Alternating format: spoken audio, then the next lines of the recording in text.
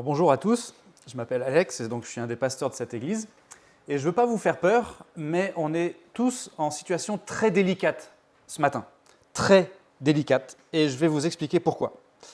On a été jusqu'ici à l'écoute de textes bibliques, des textes qui se présentent à nous comme étant inspirés par Dieu et qui nous parlent de qui est Dieu, de qui nous on est, de ce que Dieu attend de nous.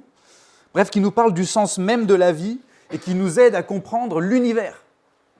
Et puis au cœur de ces écrits et au cœur de tout ce qui se passe ici ce matin, il y a l'annonce d'une nouvelle absolument incroyable, c'est que ce Dieu unique et vivant, créateur du cosmos, l'être suprême qui est au-dessus de toute réalité, il nous présente à nous, ces créatures, un moyen de survivre à la mort et d'entrer dans la joie de son paradis pour toujours. Un moyen qui nous est présenté comme un don de sa part, en vertu seulement de sa miséricorde et de sa grâce envers nous. Et puis, dans la réunion de ce matin, on a pris part à un truc de fou.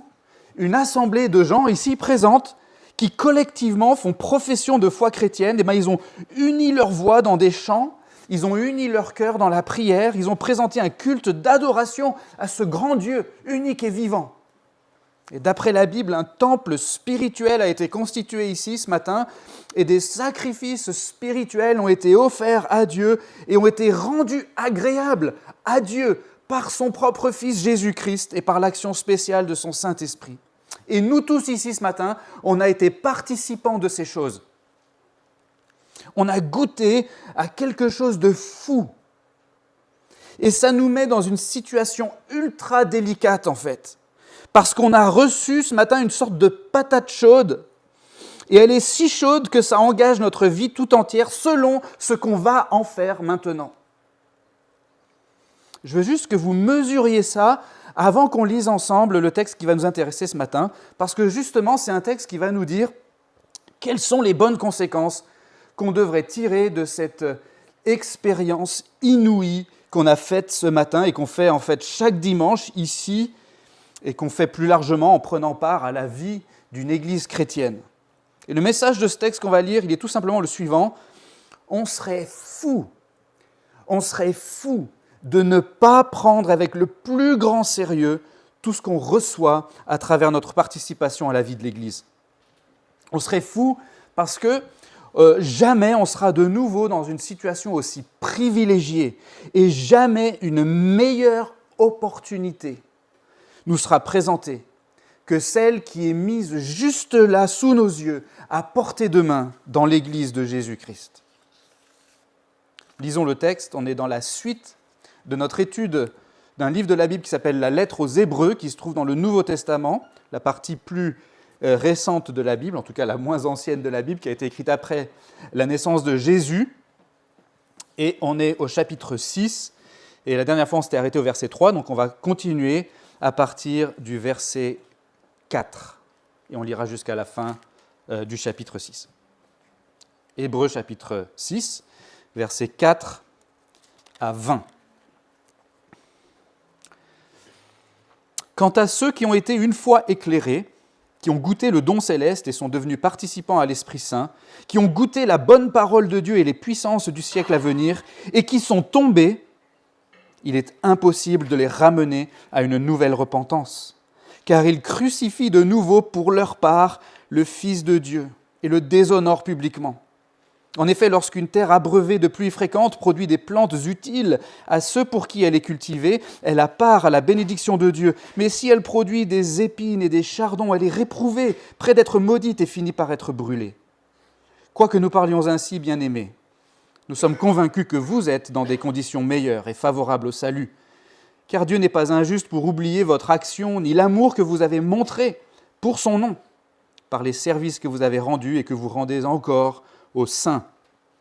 Mais nous désirons que chacun de vous montre jusqu'à la fin le même empressement, en vue d'une pleine espérance, en sorte que vous ne soyez pas nonchalants, mais que vous imitiez ceux qui, par la foi et l'attente patiente, reçoivent l'héritage promis. En effet, comme Dieu, en faisant la promesse à Abraham, ne pouvait jurer par un plus grand que lui, il jura par lui-même, en disant « Certainement, je te comblerai de bénédictions et je multiplierai ta descendance. » Et c'est ainsi qu'après avoir patiemment attendu, Abraham obtint ce qui lui avait été promis.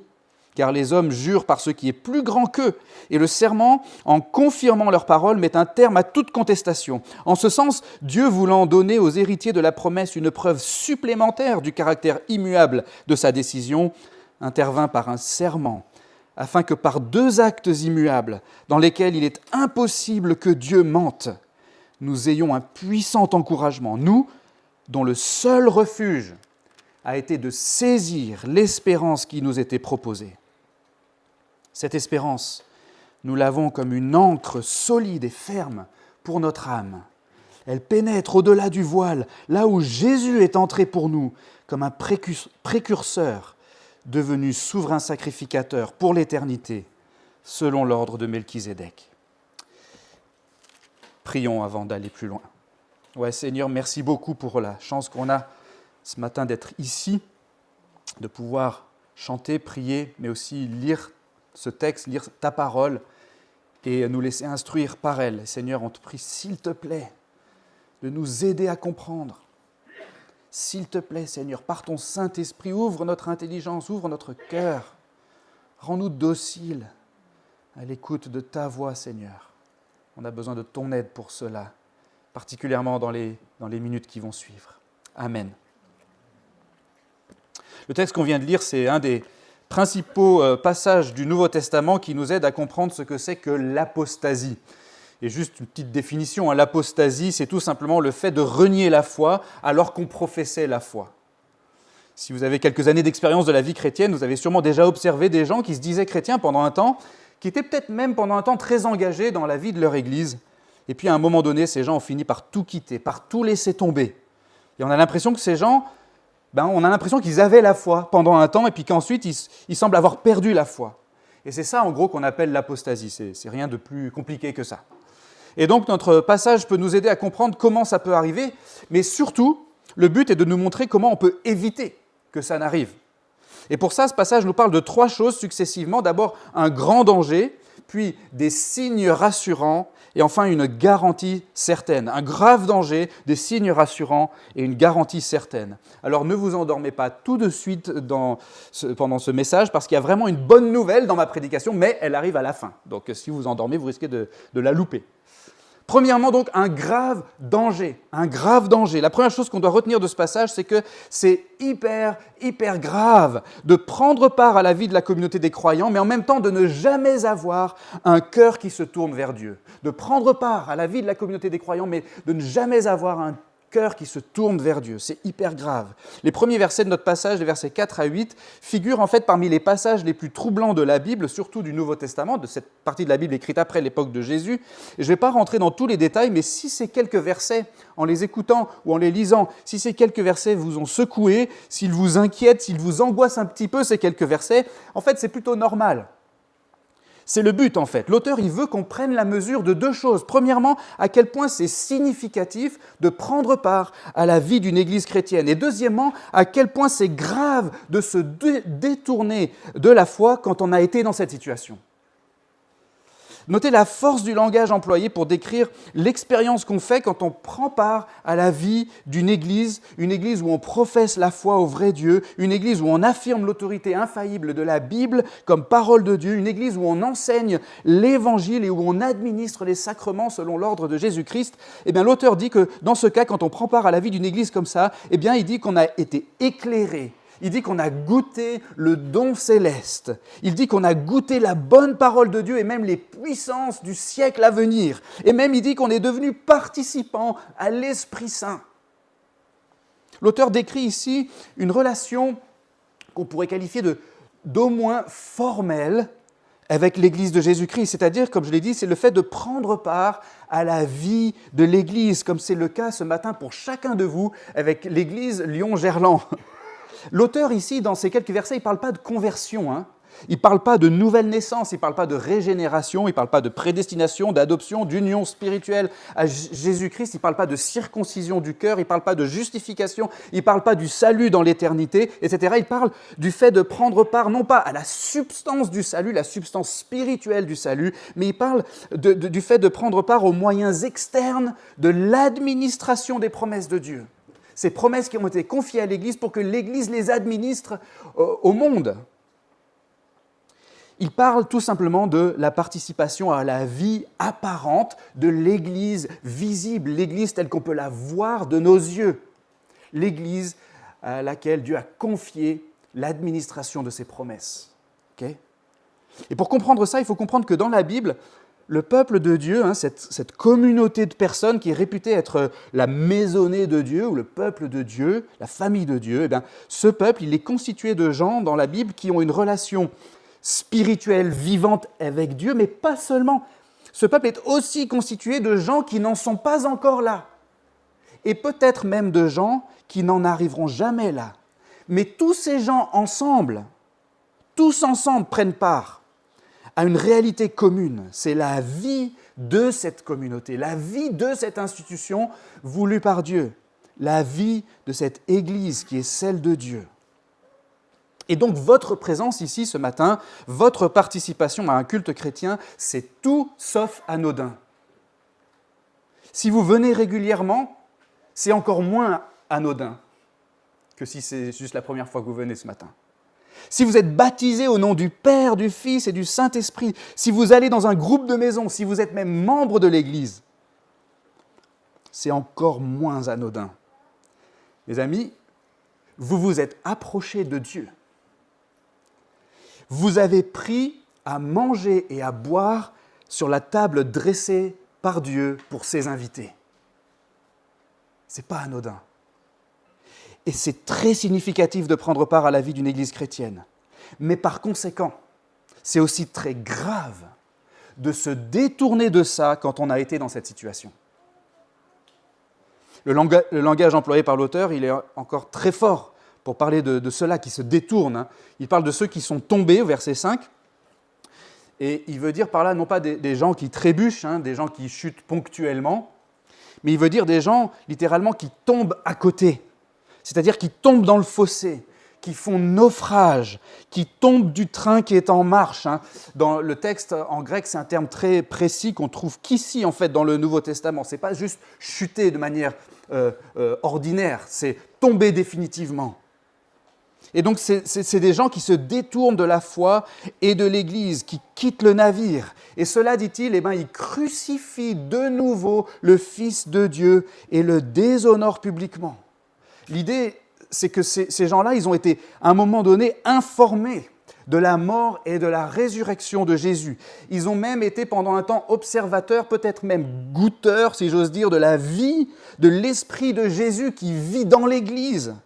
Et en se détournant de tout ça, c'est comme si ces gens-là, ils avaient pris Jésus ressuscité. Ils sont au courant que Jésus est ressuscité, qu'il est mort et qu'il est ressuscité. Ils ont pris part extérieurement à la vie de son esprit dans son Église. Mais c'est comme s'ils prenaient Jésus ressuscité et qu'ils le remettaient sur la croix. C'est un affront terrible et une humiliation atroce. Parce que là, dans ce cas, c'est plus Jésus qui se fait crucifier par des gens réputés pour être ses ennemis, mais il est crucifié maintenant et recrucifié par des gens réputés pour être ses disciples. Je dis bien réputés pour être ses disciples, parce qu'on parle de quelque chose d'externe. L'apostasie, ça désigne pas du tout la perte du salut, comme si quelqu'un qui serait né de nouveau pouvait perdre cette vie nouvelle, qui est celle de l'Esprit Saint, c'est-à-dire la vie de Dieu.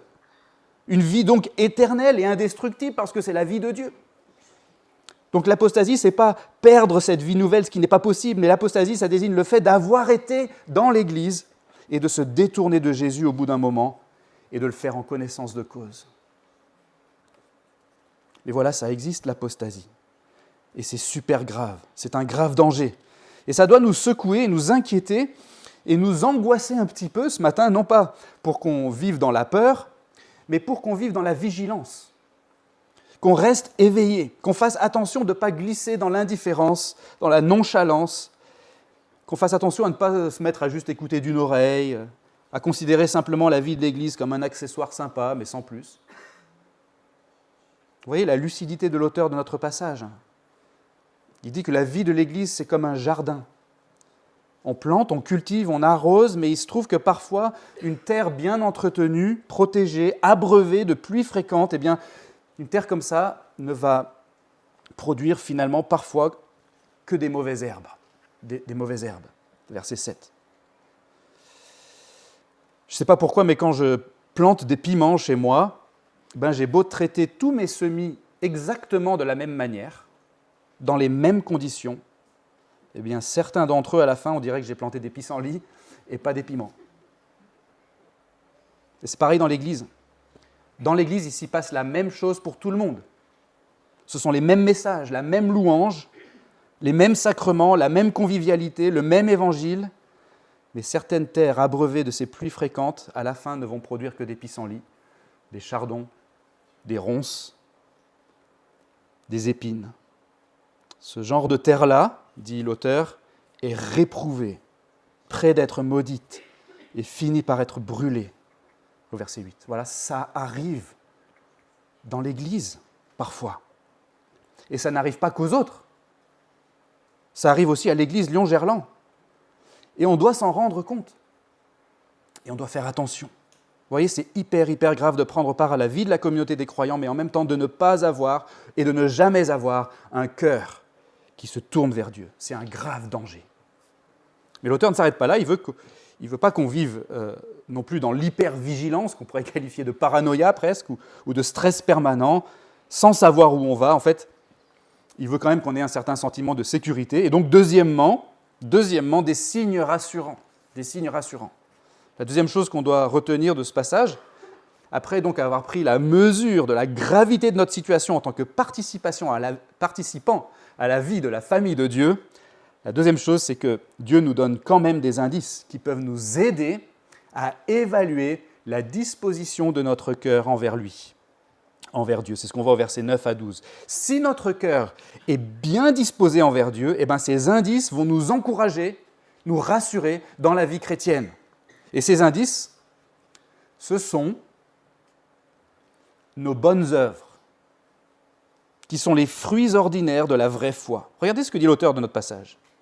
Alors il a conscience d'avoir dit quelque chose d'assez perturbant, voire d'inquiétant pour ses destinataires, et donc il amène maintenant des éléments pour les rassurer. Sûrement qu'il y en a qui se disent à ce stade-là de son discours, « Ouh là là, si ça se trouve un jour, malgré toute la conviction que j'ai aujourd'hui, si ça se trouve un jour, je vais me détourner de Dieu. Si ça se trouve, c'est moi qui vais commettre l'apostasie un jour et finir réprouvé, maudit et brûlé. » Mais l'auteur intervient là, à ce moment-là. Et il dit, pas de panique. Vous, je vous connais. Et je crois sincèrement qu'il y a de bonnes raisons de penser que la plupart d'entre vous, vous avez une vraie foi. Vous avez la vraie vie spirituelle de Dieu en vous et vous allez par conséquent persévérer jusqu'à la fin. Quelles sont ces bonnes raisons que l'auteur observe chez ses destinataires? Ce sont les bonnes œuvres que ces destinataires ont produites. C'est le témoignage de leurs actes. Verset 10, c'est votre action. L'amour que vous avez montré pour le nom de Dieu par les services que vous avez rendus et que vous rendez encore aux saints. Les saints, ça désigne les chrétiens, les autres personnes qui professent la foi en Jésus. Vous comprenez? Ils ont montré leur amour pour Dieu, quelque chose qui était à l'intérieur d'eux, ils l'ont montré par les services qu'ils ont rendus aux saints. Autrement dit, l'amour fraternel manifesté en pratique est un excellent indicateur de la disposition de notre cœur envers Dieu, et donc de la vie spirituelle qu'on a en soi ou qu'on n'a pas en soi.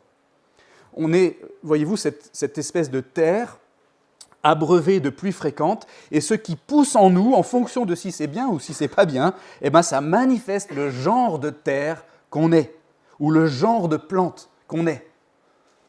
Je voudrais paraphraser quelqu'un que j'ai entendu hier au synode de notre union d'église, qui a dit que Dieu ne nous demandait pas de manger 5 fruits et légumes par jour, mais par contre, il nous demande de produire 9 fruits et légumes par jour.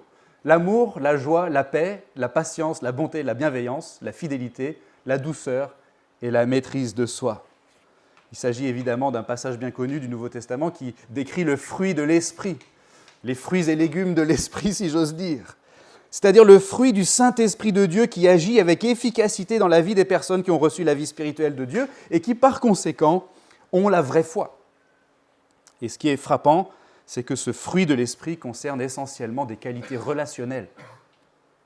Des qualités relationnelles. Jésus lui-même a dit « À ceux-ci, tous connaîtront que vous êtes mes disciples si vous avez de l'amour les uns pour les autres. » Dans un autre passage, c'est un de ses apôtres, l'apôtre Jean, qui dit Si quelqu'un dit « j'aime Dieu » et qu'il haïsse son frère, c'est un menteur. Donc voici un moyen très pratique de nous examiner nous-mêmes, en fait, pour diagnostiquer la disposition de notre cœur vis-à-vis de Dieu. La question se pose à nous tous ce matin. Nous tous qui prenons part à la vie de l'Église Lyon-Gerland. Est-ce que j'observe le fruit de l'Esprit dans ma vie ? L'Esprit qui se manifeste concrètement à travers des actes, des paroles, des affections intérieures envers le reste de la communauté où Dieu m'a placé, qui se manifeste par l'écoute de mes frères et sœurs, par la prière pour eux, par ma solidarité avec eux, dans les réunions de ma communauté, mon assiduité qui est témoignage de mon amour de mes frères. Parce que je peux les voir à ces réunions, les encourager. Est-ce que l'Esprit de Dieu se manifeste par mon désir de les aider, par de l'hospitalité, par mon service dans la vie de l'Église, selon les aptitudes et les richesses que Dieu m'a confiées? Est-ce que je vois ça dans ma vie? Est-ce que je progresse dans ce domaine? Plus largement, est-ce que, au fur et à mesure de ma participation à la vie de l'Église de Jésus-Christ, est-ce que j'observe des progrès en général dans ma vie chrétienne? On reconnaît l'arbre à ses fruits, et certes, ça vaut pour évaluer l'authenticité de la foi des autres, parfois quand on est amené à le faire dans certains cas, notamment dans le cadre de la discipline d'Église qui est exercée au nom du Seigneur par les ministres que Jésus a institués pour son Église. Mais ce principe, l'arbre se reconnaît à ses fruits, il s'applique d'abord à nous-mêmes. On peut reconnaître quel arbre on est par les fruits que nous, on porte. Vous savez, un jour, je me suis ridiculisé parce que j'ai envoyé à Nico et à Hélène, qui sont un cher frère et une chère sœur de l'Église, je leur ai envoyé une photo d'une fleur jaune que j'avais vue pendant une rando dans le massif de la Chartreuse et je leur ai demandé si c'était du génépi. J'étais trop fier. Je trouvais du génépi. Évidemment que non, ce n'était pas du tout du génépi. Mais depuis, ils se moquent de moi en m'envoyant régulièrement des photos de boutons d'or et de tournesols et de pissenlits en me disant « Tiens, on a trouvé du génépi, Alex, tu vas être content ».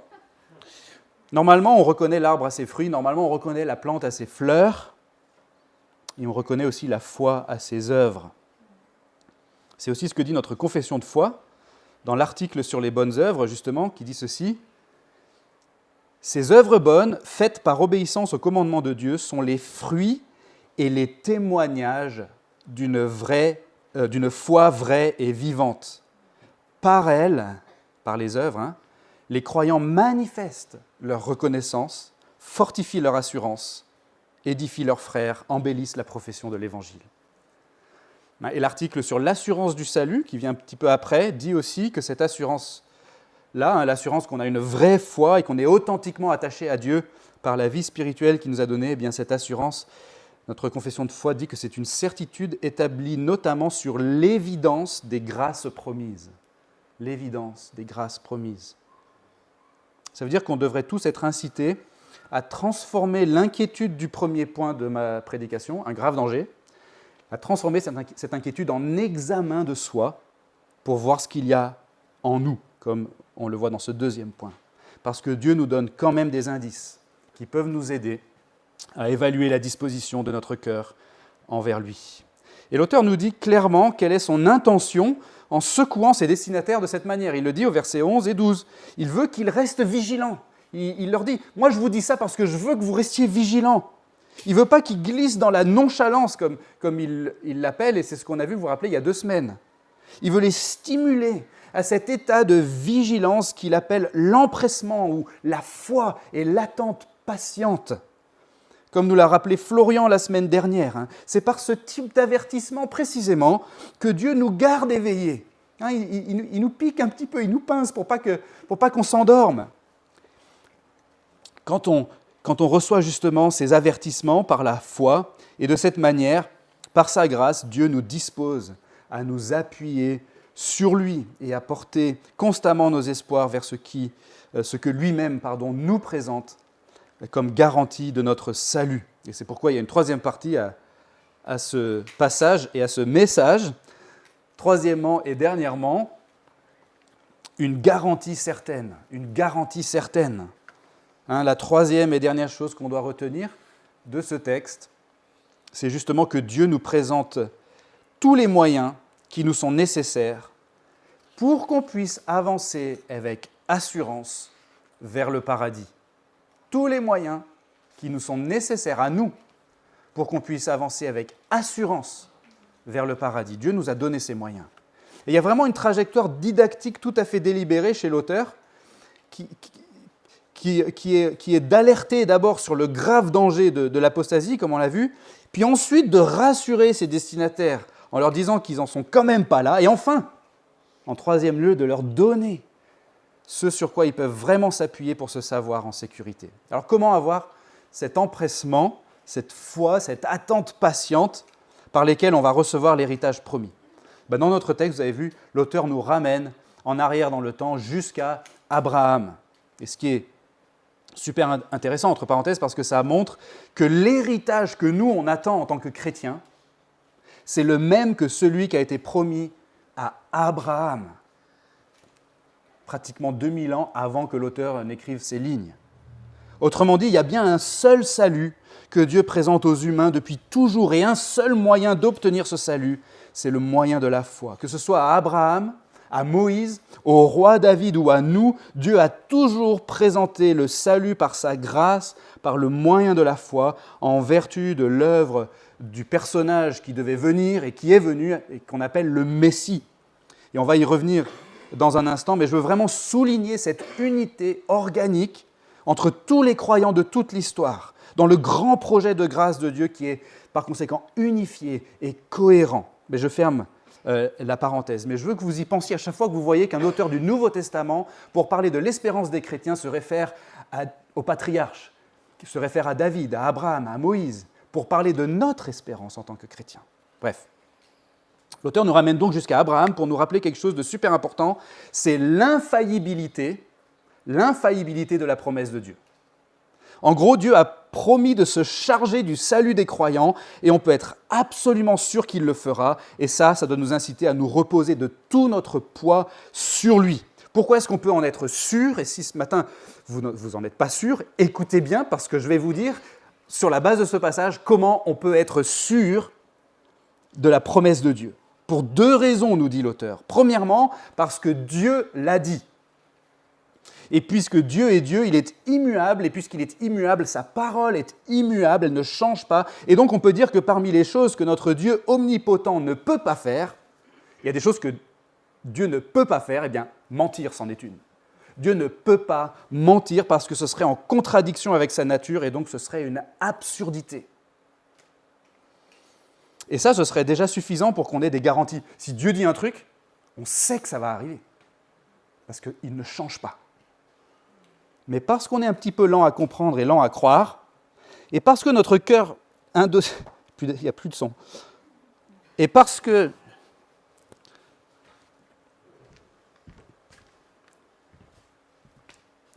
vous ne voulez pas rater ce que je vais dire maintenant, alors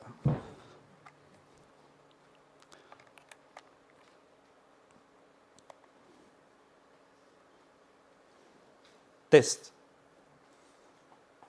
Donc ça, c'était pour réveiller ceux qui s'étaient endormis depuis le début.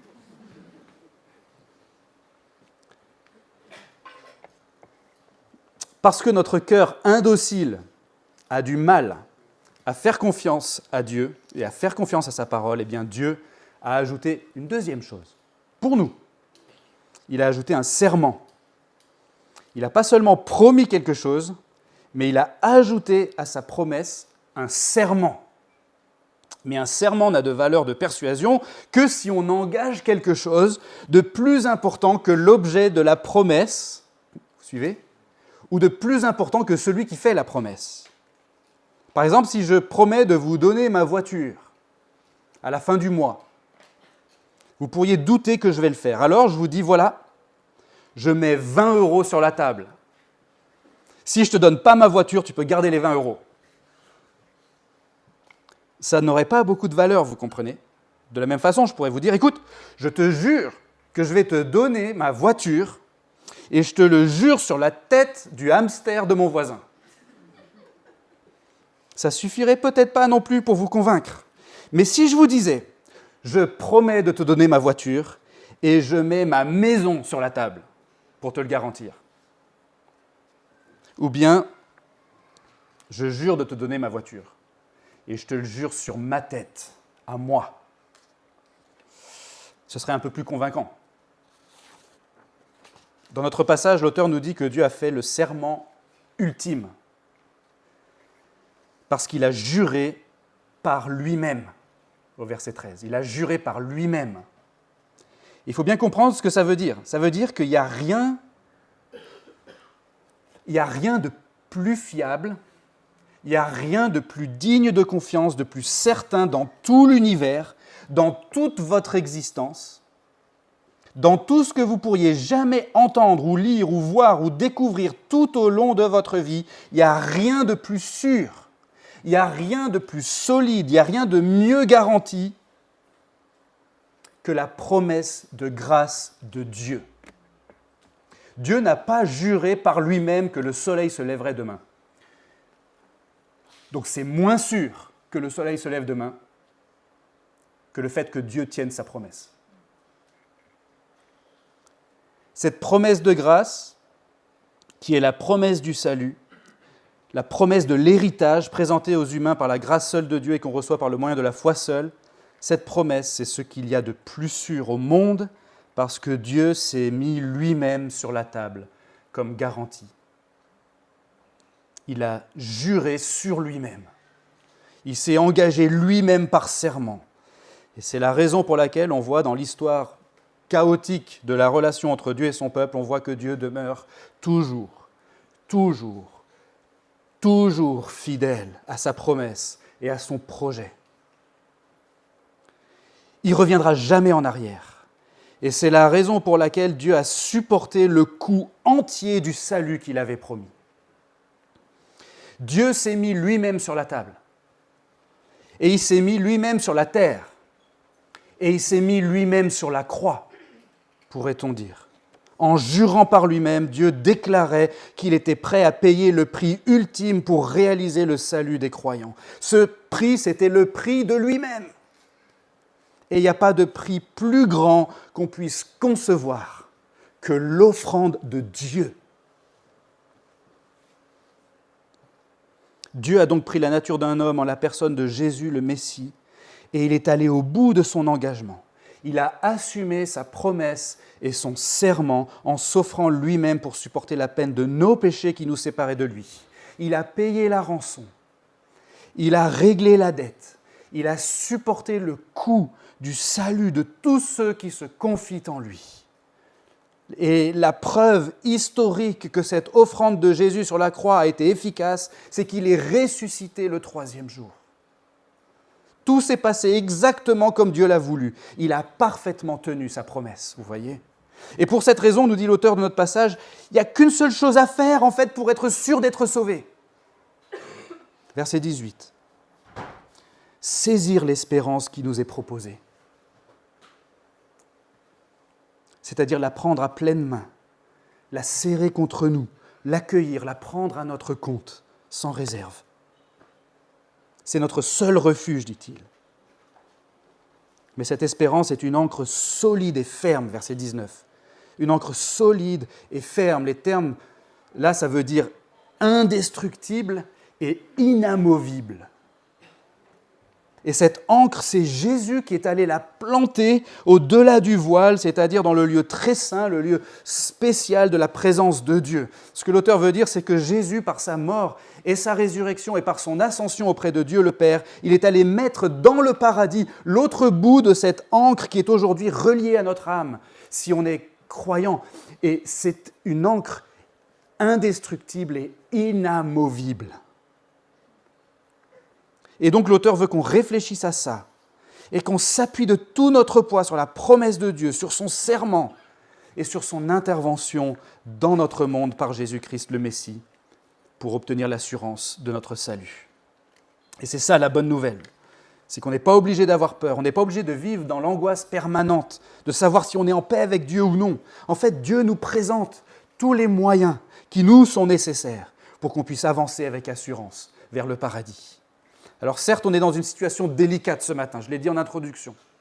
Une situation très délicate parce qu'en prenant part à la vie d'une église chrétienne, on a goûté la bonne parole de Dieu, on a goûté les puissances du siècle à venir, on a été participant de la vie du Saint-Esprit qui est là, présent et agissant au milieu de nous.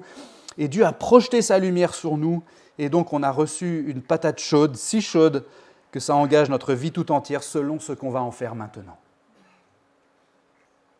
Et donc ce texte a voulu nous faire réfléchir à notre situation dans l'Église, à la disposition de notre cœur vis-à-vis de Dieu et à la sécurité parfaite qui nous est présentée dans l'Évangile auprès de Jésus-Christ. L'auteur veut qu'on fasse tous partie de ceux qui, par la foi et l'attente patiente, reçoivent l'héritage promis. Il veut qu'on se rende compte que jamais on sera de nouveau dans une situation aussi privilégiée et jamais une meilleure opportunité nous sera présentée que celle qui est mise juste là, sous nos yeux, à portée de main dans l'Église de Jésus-Christ. Est-ce qu'on se rend compte de ça ce matin ? On serait fou de ne pas prendre avec le plus grand sérieux tout ce qu'on reçoit à travers notre participation à la vie de l'Église. Est-ce que ça va changer quelque chose à votre relation à Dieu et à son Église dorénavant, à partir d'aujourd'hui ? Voici 3 pistes très rapidement pour terminer. Premièrement, s'il y a encore des domaines de votre vie que vous essayez de garder pour vous, hors de portée de Dieu, eh bien je vous assure que c'est futile. Et même c'est contradictoire avec le salut que Dieu nous présente en Jésus. Pour saisir l'espérance qui nous est proposée, il faut lâcher tout le reste. On est obligé de lâcher tout le reste. Et peut-être qu'aujourd'hui, c'est le moment pour vous de tout lâcher et de recevoir Jésus et de vous reposer entièrement sur lui. Deuxièmement, la parole de Dieu est une bonne parole. À travers le culte et les groupes de maison, mais aussi à travers les accompagnements individuels, l'étude personnelle de la Bible, Dieu nous transmet une richesse incroyable. Cette parole vise à nous transformer pour notre bien. Peut-être qu'à partir d'aujourd'hui, on pourrait apprécier davantage et accueillir plus volontiers cette puissance que Dieu veut déployer dans notre vie, notamment à travers le ministère de son Église. Et si vous aimeriez savoir en pratique comment vous pourriez progresser dans ce domaine, n'hésitez pas à en parler à un ami chrétien ou à moi-même ou à un des responsables de l'Église et on serait vraiment heureux de cheminer avec vous. Et puis troisièmement, à travers le ministère de son Église, Dieu nous administre aussi des choses comme le baptême et la Sainte Seine, qui sont des signes et des sceaux de son alliance de grâce, c'est-à-dire de ses promesses de grâce. La Sainte Seine qu'on va prendre dans un instant nous atteste de l'infaillibilité des promesses de Dieu. C'est ça l'intention de la Sainte Seine quand Jésus l'a instituée. Peut-être qu'aujourd'hui, on peut réfléchir tout spécialement à ça en prenant le pain et le vin dans quelques instants. C'est Dieu qui nous les donne, ces éléments-là, comme la signature de son serment. Et donc ce sacrement fait partie des moyens que Dieu nous présente pour entretenir l'assurance de notre salut et rappeler à tous ceux qui se confient en lui que par la foi et l'attente patiente, ils vont recevoir l'héritage promis. Amen. Je vous invite à prier. Merci Seigneur pour ta grâce qui nous est présentée en ton Fils Jésus-Christ. Merci pour la fiabilité et l'infaillibilité de tes promesses, Seigneur. Aide-nous à nous reposer de tout notre poids sur ces promesses, sur ton œuvre, sur la personne de Jésus-Christ, ton Fils. Seigneur, augmente notre assurance, s'il te plaît. Aide-nous à avancer avec assurance vers le lieu très saint, le lieu de ta demeure qui sera aussi le lieu de la nôtre. Et c'est au nom de Jésus qu'on prie cela. Amen.